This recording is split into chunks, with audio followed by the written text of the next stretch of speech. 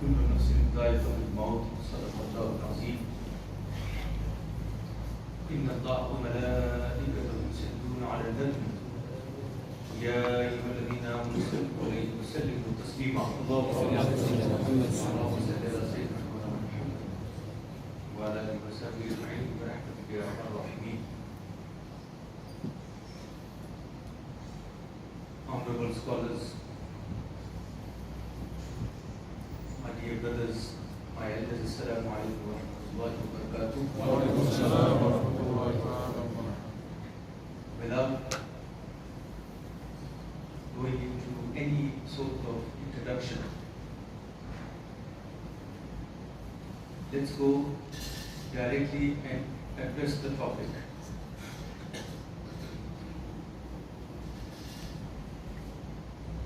كل نفس ذائقة الموت. Every soul has to taste death. This is a reality. This is a fact. This is something that's going to happen to every individual here sitting and listening to me. No one has ever won the battle with death. No matter how much security you put up, no matter where you stay, where you live,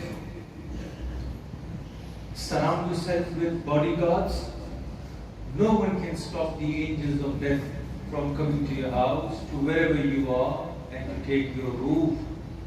Why? Because it is a reality, a fact, that death will come. We in our life prepare for everything that may happen, may not happen. We prepare for business, may happen, may not happen. We prepare for our examinations, may happen, may not happen. We prepare to build a house, may happen, may not happen. But the reality is a fact, a thing that will happen, we do not prepare for it. We prepare for everything that could happen, may not. But death will happen. We do not prepare for it. We are not worried about it. We are not concerned about it. You ask people, why is it that death, the topic of death, was extremely important in the Majlis, Mahafil, in the gatherings of the Sufiya and the Awliya? And they mentioned the reason for that is, it is the hadith and the teaching of Rasulullah that if you want yourself to remain away from the desires of this world, remember death. The moment you remember death, then the new car does not feel very nice. As soon as you remember death, whether you live in a hut or 6-bedroom bungalow, everything becomes equal because the grave will be equal. Can you imagine the importance of the topic of death? Everyone has to taste it. Every human, me, you, whether a wali, siddiq, nabi, kullu nafsin dha'iqatul maut, everyone must taste death. And always remember, because me and you are from the ummah of Rasulullah, his nisbat, his connection, we are connected to him and close to him. We should prepare for our death more because it's the hadith of Rasulullah sallallahu alaihi wasallam. Al-maut tuhfatul mu'min. Maut is a tuhfa, a gift for the believers. It is something that will happen. We study, we prepare for examination. We have students here who are studying madrasa and they're studying school, and then one day You want to become a hafiz or a scholar in Islam, and with that you prepare for your examination for engineering, and then you want to become a doctor, you study medicine, you want to study law because you want to become a lawyer or a solicitor or a barrister. You ask individuals, why do you do that? They say, no, we want to prepare for this examination because we want to become doctors and we want to enjoy the benefits of being a doctor. When you become a lawyer, we want to enjoy the benefits of being a lawyer or an engineer. This is why we prepare for this examination, because we prepare, we do analysis, we do research, we work in our books, we write, we study, we memorize, because we want to become that individual and that personality who has power and authority, so we can enjoy the benefits of being a doctor or a lawyer or a politician. But look at your maqam, you are so fortunate that your Nabi and my Nabi Muhammadur Rasulullah sallallahu alaihi wasallam not only gave you the questions of the grave, but also the answers of the grave. And not just the answer, but he told you who is going to take your exam, and not just that, he told you where the examination will take place, and not just that, he will come in your examination. And this is why we say, and not, he has given you Quran to prepare. He has given you his hadith to prepare. He has given you his sunnah to prepare. These individuals who prepare for examination because they want to enjoy the benefits of being a doctor or a solicitor or a lawyer or a big personality, if you prepare for the examination of the grave and you pass that examination, you will gain closeness to Allah subhanahu wa ta'ala and nearness to Allah subhanahu wa ta'ala. What is more great victory than that? You have to prepare for death. It's a reality. It will come to you and me. We don't know the time. We don't know the place. Does anyone know? Right? A Sufi was asked, Sheikh, what is the best time to do tawbah? What is the best time to repent? Give me because certain wazifa and wazaf, you say, read this after Fajr, after Zuhr, read that after Isha. So this man asked, Sheikh, what is the best time to do tawbah? The Sheikh replied, just before your death. The man replied, Sheikh, I don't know when I'm going to die. Sheikh said, well, you don't know when you're going to die? No. Can it be today? Today. Can it be tomorrow? Tomorrow. Can it be just in next hour? He says, next hour. Next minute? Next minute. The Sheikh said, you can die anytime? The man replied, Sheikh, I can die anytime. The Sheikh replied, then do tawbah all the time. It can be anytime. Be good all the time. Worship all the time.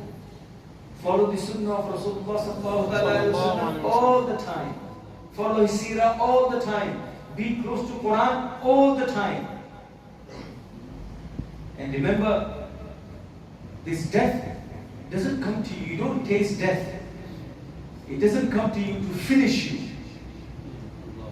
It doesn't come for fana. No. It is a bridge. It takes you from one house into another house. From one life into another life. This is why Quran describes death, dha'iqah. Scholars mention, what is dha'iqah? Taste. A taste does not have a permanent existence. It comes and it goes. Right?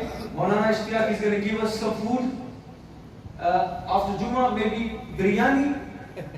What is the taste in the tongue? Of biryani. Then he will give us some sweet, the taste changes. You eat some, taste comes. Death does not come to finish you, takes you from one house into another house. You enter from one place into another place. Yes, the meaning of life changes. The reality of life changes. Let's look into this. Were you, before this world, you were somewhere else? Where were you? In the womb of your mother? Before that, you were in Alam-e-Arwah. So you were in Alam-e-Arwah, to the womb of your mother, to the land of this earth, beneath the land of this earth. what will happen? Then you will go to Qiyamah. And then through your nisbat and belief in Islam, you will go to Jannah. Ameen. Right? So you were in Alam Arwah, to the womb of your mother, to this world, in your grave on the day of judgment, to Jannah. When did you finish? Where did you end? You kept on changing the worlds. Yes, the life of Alam Arwah is different to the life in the womb of your mother. The meaning of life is different in the womb of your mother to the life that you live here. The life and its meaning is different to the life of Barzakh and to the life on the day of judgment and to the life in Jannah. You kept changing places. When did you die? When did you end? Yes, every coming world is better than the previous. Every coming hour is better than the previous. Why? Because you are the ummah of Rasulullah sallallahu alaihi wasallam. The meaning of life changes. Look at it, the meaning of death changes. Right? In the womb of your mother, you were fed through your mother. You were breathing through your mother.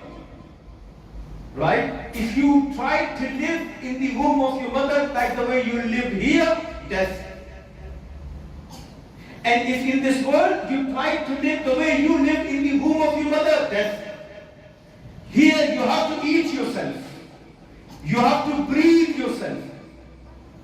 And I say, the Sufia mentioned it beautifully, in your grave, if you cannot recognize Rasulullah, then that is death.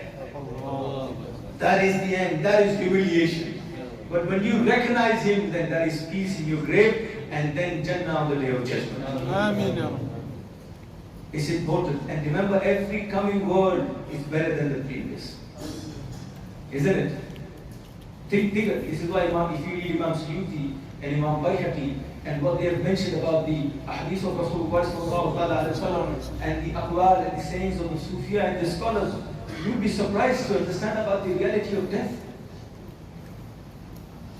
Right? Every coming moment is better than the previous. You know, we have people here who live in bungalows, but if you ask them, where did you live before? For example, Sufia question, and they say, when a baby is born, why is he crying? Why is he sad? Why is he crying? Understand this from this example. You know, when you live in a small house, you know, a lot of individuals who live in a big house, before they lived in a small flat with their parents, 2 rooms, 1 room was with father, the other room 6 children lived, right? And then Allah gave you progress and success, and then you move into a bungalow with 4 rooms. And as you are about to shift, you feel sad or not? Despite the fact that you are going to a bigger house, there are emotions attached to it because you lived in that small house. But when you go and shift into the big house and you live there for a couple of months, and if someone tells you you want to go back, you say, no, that was my place, but in comparison to this house, this is more comfort, I'll remain here. Isn't this the reality? The scholars mentioned the child, the reason why he's crying is because he thought that the womb of the mother, is the true world.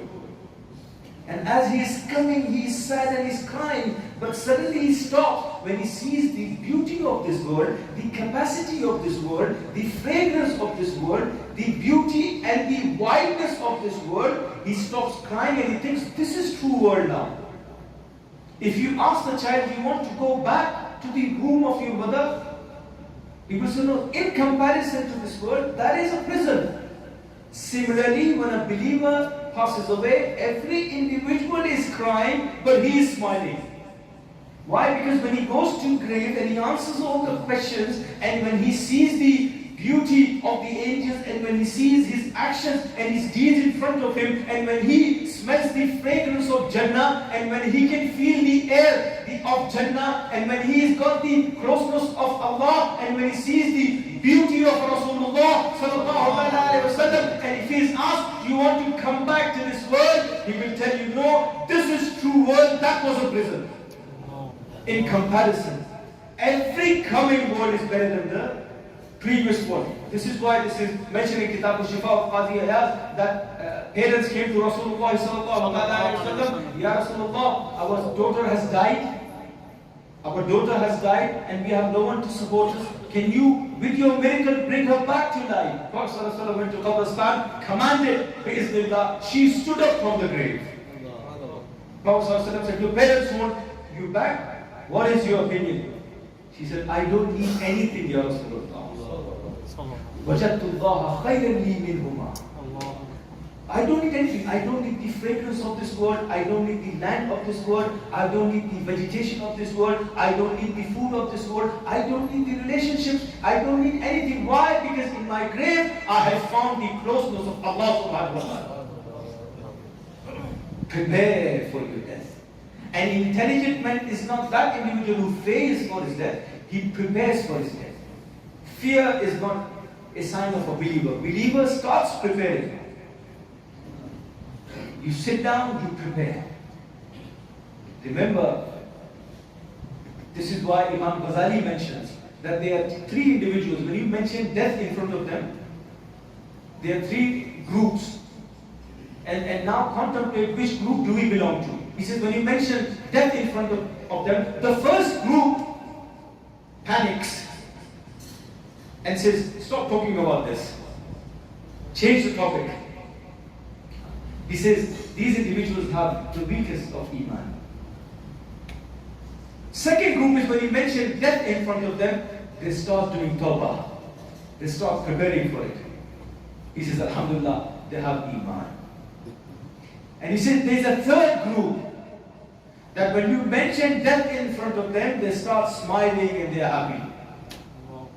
He mentioned that is the Iman of the Kamilin, those who have complete faith in Allah and His Messenger sallallahu alaihi wasallam. This is why if you look into the life of the Sahaba, Sayyidina Bilal radiallahu ta'ala anhu was on his deathbed and his wife was crying, she was worried, she was thinking about the pain and what he's going through and everything that he's going through now. Hazrat Sayyidina Bilal was smiling. She is crying, he is smiling. So the wife asked, oh Bilal, what makes you smile? You are about to pass away from this world. Why are you happy? You are about to leave us. You are about to go away from this world, from the beauty of this world, from the fragrance of this world, from the whiteness of this world. You're going now and you are smiling and I am crying. Sayyidina Bilal said, why are you crying for? Why are you crying? Tomorrow when Bilal passes away, he will meet Muhammadur Rasulullah sallallahu alaihi wasallam and his companions. And when you meet your beloved, you do not cry, you smile. These pain, these wounds, these difficulties of this world, the burdens on your shoulder, why are you crying when you meet him, when you see him? That is the medicine of all your problems.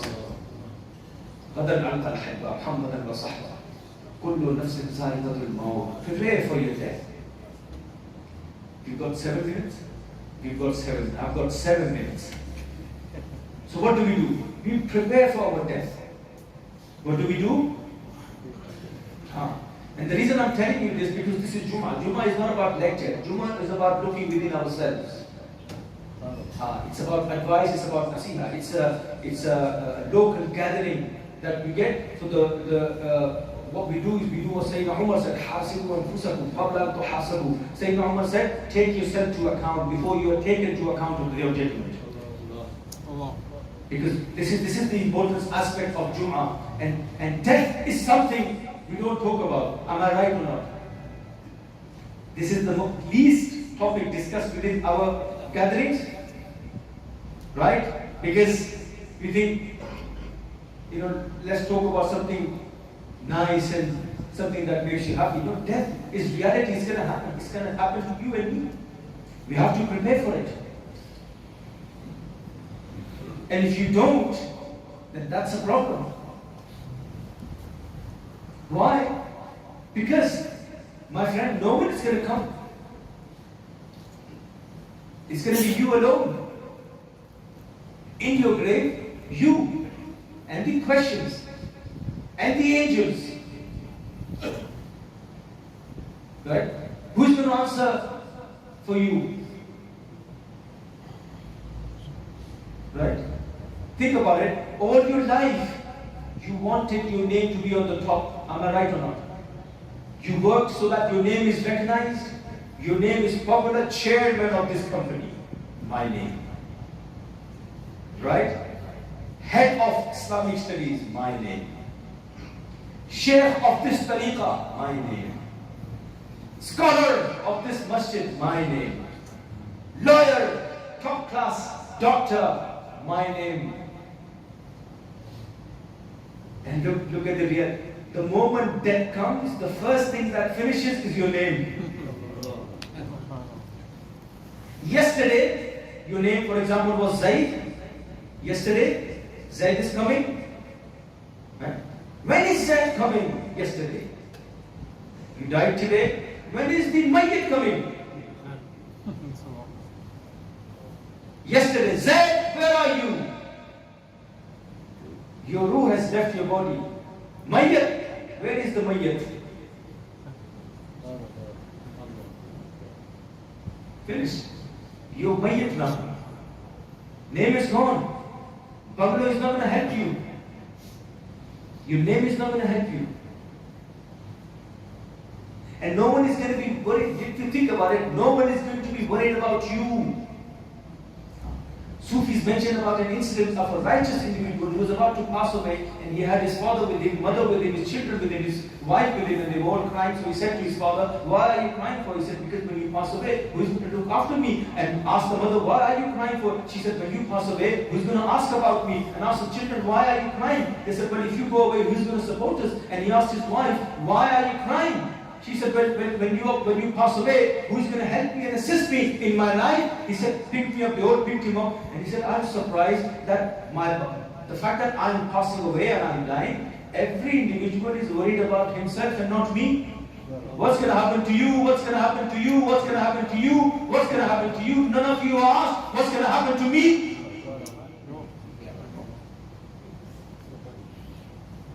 Right? All your life, you remain with friends, you want to do missions, 2 o'clock in the morning, driving around on motorways and highways, and all your life you wasted with friends and individuals. None of them are willing to spend even 10 seconds with you in your grave. Your best friend, your business partner, your wife, your children, your parents, your relatives, they all love you, but when it comes to grave, you are on your own. This is why the scholars, it's mentioned in the Quran, and the teaching of Quran and Sunnah is choose your companions carefully. Yes, love and respect everyone, but be close to those individuals or those things that remain close to you in your grave. You are worried about your friends and family, yes, be worried about them, but choose your companionship carefully. Right? Be close to Quran in this world. Because when you pass away and when they are giving you ghusl, and people are trying to say that give him ghusl quickly because we've got to go for a job and we've got a business meeting, everyone is leaving you, Quran will be there. When they take your body, Quran will be there. When they are putting you in your grave, Quran will be there. When they put soil on your grave, Quran will be there. And when the angels will come, Quran will stand up for you, telling you that you did not leave me in the world, I will not leave you in your grave. Choose your companionship. This is why be close to Quran. And remember, we mentioned what is death? From one house into another house. Right? From one house into another house. Let me give you an example. When you shift from one place into another place, one house into another house, what do? Do you shift yourself before or you shift the furniture before? What do? Furniture. Why? Before you shift into the new house, you shift the sofas and your bed and your fridge and your microwave and your chairs. Why? Because when you shift into the new house, you want comfort. The Sufia and the Awliya mentioned. Similarly, before you shift in your grave, shift all the rewards of your good deeds. Send your sadaqat there, send your salat there, send your fasting there, send your recitation of the Holy Quran, that when you shift in your grave, there will be comfort around you. This is why it's important that you remember death. And when you go to janaza, make sure you take lessons. You take lessons from janaza. You take that, it's him today, it's going to be me tomorrow. It's going to be me tomorrow. And this is why I say, remember death, remember death, remember death, prepare for your death, do tawbah, be close to Quran, and be close to those individuals who will take you closer to Allah and His Messenger. May Allah subhanahu wa ta'ala allow us to love Rasulullah, follow his sunnah, and remain upon the teachings of Islam. Wa akhiru da'wana and alhamdulillah.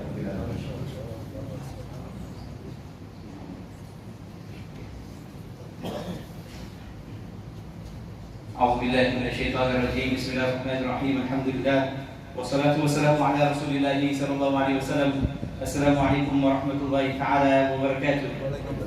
Jamiatul Muslimin, indeed a great honor, subhanallah. We have this, a young vibrant scholar, Fadilatul Sheikh Maulana Sayyid Muhammad Hussein Ashraf from the UK, subhanallah, the son of the honorable father, subhanallah, that is Sayyid Muhammad Jilani Ashraf, the founder and director of Jamiatul Mustafa and the banner of the Spiritual Foundation. For those who do not know, alhamdulillah, our young Sheikh is a graduate from Hijaz College in the UK, also completed his BA Honours degree in Islamic Studies at the University of Birmingham, and also, mashallah, completed his Master's degree at the University of Gloucestershire in the UK as well, studied in Egypt as well, mashallah, and currently in the year 2012, alhamdulillah, he took over the reins of guiding and being director of many of the schools of his honorable father in Portugal, Mozambique, South Africa, subhanallah, and in India, Allahu Akbar. They have thousands of students under the guidance, subhanallah. You know, there's a long list. Sheikh is someone that does not like his ego to be massaged, subhanallah. He's not someone that likes, for us to massage his ego, but nevertheless, we have to inform the Jama'ah of his pedigree, alhamdulillah, and his humility, subhanallah, and the holiness, his blessed. He is also of the family of Rasulullah sallallahu alaihi wasallam. If you have to ask him, what is your chain and your sanad to Rasulullah sallallahu alaihi wasallam, he can stand up and verify each level, each family member, up to the beloved Nabi sallallahu alaihi wasallam. We thank him once again. May Allah subhanahu wa ta'ala, he is here now for 20 days in South Africa and going to Mauritius on a lecture tour. For those who are interested, inshallah, tonight at 7 Church Street in Athlone, Sheikh will be speaking there after Isha, inshallah. And then tomorrow Saturday, that is 7 p.m. on Radio 7 and Sunday, inshallah, after Maghrib Salah at Husami Masjid in Cravenby. And inshallah, Monday after Isha, we'll be giving a discourse at Versi Park Masjid Jamiatul Muslimin. If you are available, please Jamiatul Muslimin, make time. As you can hear, Sheikh has that, from a different perspective that many of us do not hear these khutbahs from, subhanallah, someone in the field of the soul, and especially a professor on the topic of Aqidah as well. And inshallah, in the near future, previously when Sheikh was here, Honorable Father, we mentioned that inshallah in the year 2024-25, they established the Jamiatul Mustafa under the Spiritual Foundation in Plumstead, here in Cape Town, inshallah. That project will be completed, inshallah, by the end of next year, inshallah, and then the admissions will be open locally and throughout the world. Jamiatul Muslim students are waiting to enroll, inshallah, in the institute in Plumstead, which is being constructed now, inshallah. Jamiatul Muslim, we ask Allah Ta'ala for success in this venture. We ask Allah Ta'ala to guide them, to take them back safely wherever they came from. May Allah subhanahu wa ta'ala forgive us for transgressions. Also, there's 2 notices. Jamiatul Muslimin Habibia as a fundraiser on the 5th and the 6th of October. The location is Habibia Masjid, as tomorrow and Sunday. Also, we've been asked to make dua for Brother Nazir Sunday. He is seriously ill. May Allah Ta'ala grant the family patients sabr. And may Allah Ta'ala grant him shifa kamila. Wa akhiru da'wana. And alhamdulillahi rabbil alamin.